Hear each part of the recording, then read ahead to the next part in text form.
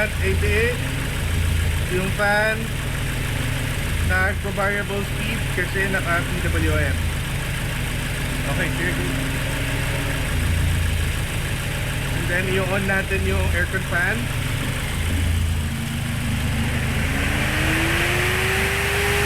Ayan, naka full speed yan. 100% sasabay natin sa compressor. And then yung dalawang radiator fan natin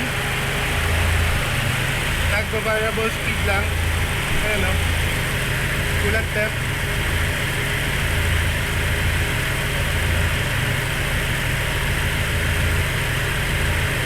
And then yung kuryente ng tatlong fan na naka-on, naka-aircon pa yan.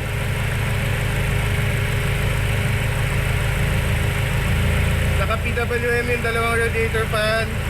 Tapos yung aircon fan naka 100% coolant 88.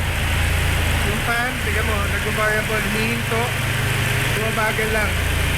Sinasaktuhan lang niya yung engine temp.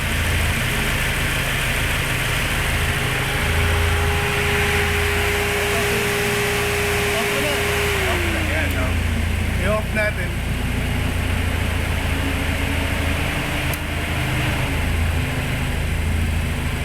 Okay.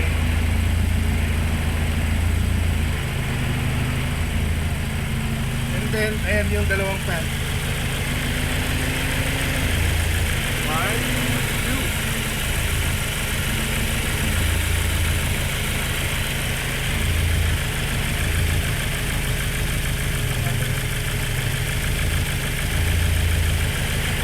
So, ayan yung cool na feature nung spal brushless fan. Variable speed siya. Pag may PWM, pag may fan controller. Steady lang sa 88 to, hindi na tumataas. So sa traffic or nasa ano ka, ganyan lang yung fan na yan. Nice. Oh, baka sabihin mo yung kuryente, ayan oh. Yan, malakas. Hina.